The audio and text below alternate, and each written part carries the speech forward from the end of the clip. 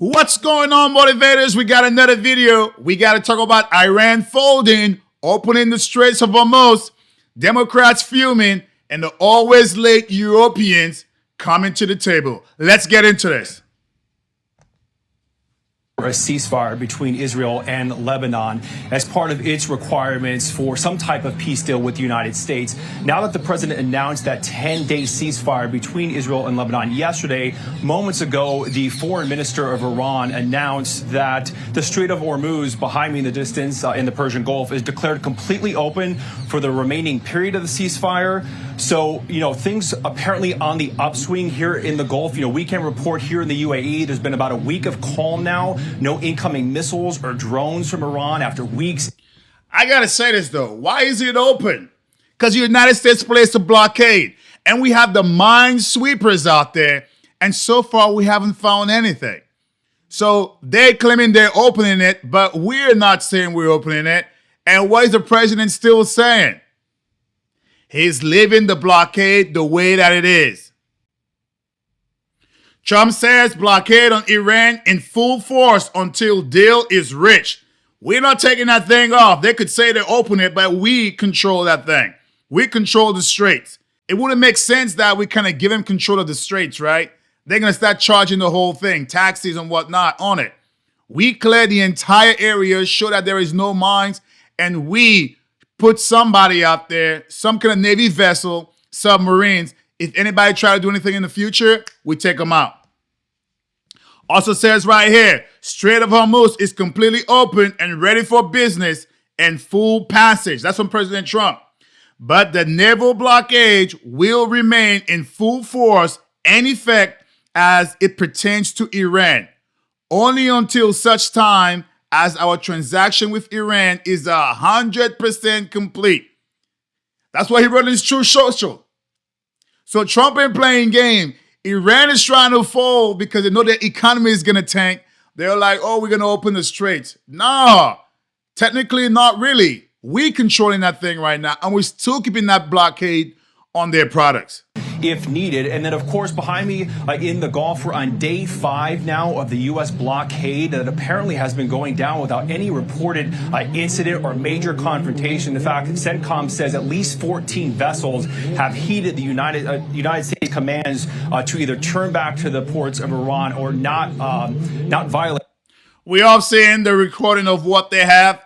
Turn back or you will be boarded. Plain and simple. We got submarine in the waters too. They mess around, they're going down to the bottom. Their blockade. Now, the latest update from CENTCOM also says that they've been escorting people around the blockade, and here's some audio that the United States released. Motor vessel Molly, this is Warship 112. We will be escorting you to your next port of call. Thank you for your cooperation. This is Warship 112, standing by at channel 16.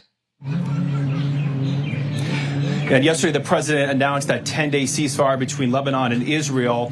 In an update from Israel minutes ago, an official says the IDF remains in Lebanon to hold all the locations it has cleared and captured. The IDF writing, the goal we defined, the disarmament of Hezbollah through military or political means, was and remains the campaign's objective to which we are committed.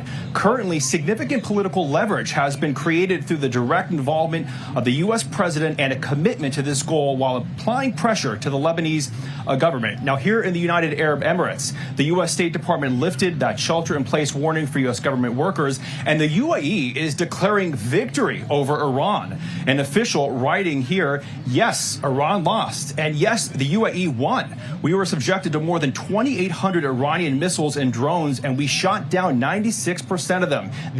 Wow. The UAE is talking about Iran got defeated. Their own neighbors that they just fired on because they hate America. America had some bases in that area. The UAE. That's amazing. It's like everybody went and partnered with the United States against Iran. They isolated themselves. Their military is gone.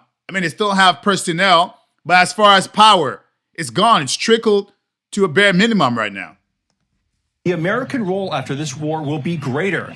This Emirati and Gulf partnership with Washington came after long years of relations, mutual trust, and joint investments. Now, back live here on the Gulf, we are, of course, monitoring the potential for a second round of peace talks, perhaps in Pakistan this weekend. Yesterday, the president said that those negotiations could be happening in Pakistan, and he even said there's a possibility that he may head there. But we'll continue to see what happens because. Yeah, but we need more. We can't trust Iran. That's the thing. The whole place is propaganda, right? So they say one thing and they mean another. They should never have control of that strait to begin with. It's international water. So now they relinquish that as far as staying because we created the blockade. So now they're no longer in charge. And once we finally clear and make sure there's zero mines in there, I'm pretty sure there's something that's going to be in place that we're going to be in there full force. But without anything, here comes the good old European countries, late as usual. Very clear that the mission that we're putting together is a defensive mission and that comes after a ceasefire. So that's why we brought the international group together to indicate how we will play our part. And there are a number of elements. First, to deliver the diplomatic push for peace based on the fundamental principle that the strait should be reopened immediately with no tolls and no restrictions. And there was absolute unity on those points. Yeah, but where was Paris? Where were you? Britain, good ally to the United States. It's been over a month and now you're talking and touting this stuff. Where were you? The EU, where were you? They were nowhere to be found. Now it's almost over. Trump is getting victory. They're touting, oh yes, we're gonna provide help. And crucially, we agreed to accelerate our military planning. I can confirm that along with France, the UK will lead a multinational mission to protect freedom of navigation as soon as conditions allow. This will be strictly peaceful and defensive as a mission to reassure commercial shipping and support mine clearance. We invite... I don't know about you, but watching this, these people don't exude any kind of power to me. There is no leadership in what he's talking about. It just shows like they're just there. The once great UK, the once great France, they're not there anymore, just weak. They didn't put people in place that could control the country. This right here just seems like late. Too late. Trump should take his too late from Jerome Powell and bring it towards France and the whole NATO piece. Call them too late. Gulf, this has been the area of the interest really for the entire world for the past 48 days. I want to show you this on the map now. These are the vessels in the Persian Gulf, all right? So in red, since the start of the war, these are the vessels that have been basically at a standstill in the Gulf, off the coast of Basra in Iraq, off the coast of Kuwait, many off of Saudi Arabia. Look how much they're bunched up around the United Arab Emirates. In total, by the end of the day on Tuesday, we had at least 14 vessels that have been stopped by the U.S. Navy, and that's where we stand right now. That statement about the Strait of Hormuz is a significant confidence-building measure. It's the first steps, potentially, for a framework whereby we dial down our military involvement and get to the stage where we can have real diplomatic negotiations. We got to remember, too, Trump just pulled a masterpiece. We got to remember, too, Trump just pulled a masterpiece. We got Venezuela, all type. We got people coming to the United States, right, to get oil. So oil is booming in the United States as far as business. It's a little bit high because of what's going on, the worldwide oil production.